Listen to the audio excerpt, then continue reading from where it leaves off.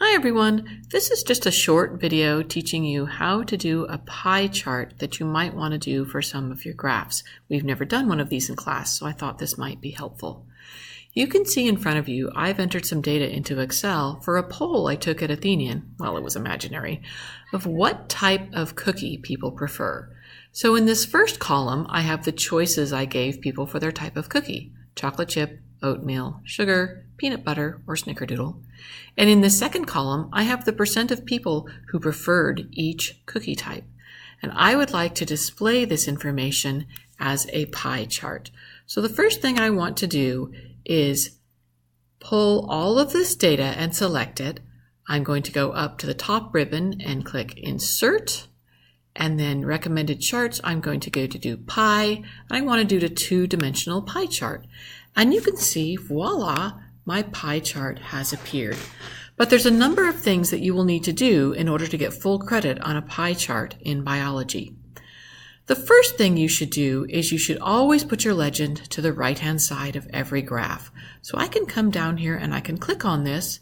I could right-click and I could go to Format Legend, and that will tell me I want to move it to the right. Another way to format your legend is to go up to, let's click on the graph again, and let's go to Format or Design and Add Chart Element. That's another place that we could format our legend and move it to the right. So you have two options there. So now my legend is on the right-hand side. The next thing that is always helpful in a pie chart is this visually lets you know that, oh, the blue is chocolate chip and the most people liked blue. But what if you wanted to know the actual value? What you can do is, again, going to Add Chart Element over here, you're going to add data labels, and that's going to give the actual value. And I think it's really helpful to have these data labels. You can put them in a variety of different places. We could put them outside of it. We can put it just inside. We can put it more towards the center. In this case, I'm going to choose to put it here. That's fine. It's easy to read there. It's easy to tell that this 45% of the people liked chocolate chip cookies. Now, another thing you might like to do is you might like to click on these and think, I can't read them very well. So if I click on them, so I've got a box around them, I can go to the bold, and there we go. I have each of those numbers displayed in bold. A very important part of each graph is your title.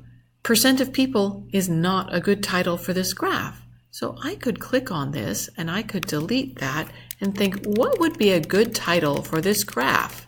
Well, this is a graph that represents people's preferred cookie types. So I could put preferred cookie types at the Athenian. Not sure I spelled that right. School. That would be a good title, wouldn't it? Now, if you want to get really creative and actually change the individual colors of these pie charts, maybe you don't like the color that was chosen, we could click on an individual part and see how it says fill. I can change the fill color there. I could say, oh gosh, I don't really like that one. Maybe I want a lighter blue there. I could put a lighter blue there. And then, oh well gosh, maybe I don't really like that blue here. So I could make this one more of a light green color. That's nice. You can get as creative as you want with your pie chart. The imperative elements to have are an appropriate title, a legend on the right-hand side, different colors for each slice of the pie, and data labels that tell you what the actual value is for each slice of the pie. So that's all for tonight. Thank you.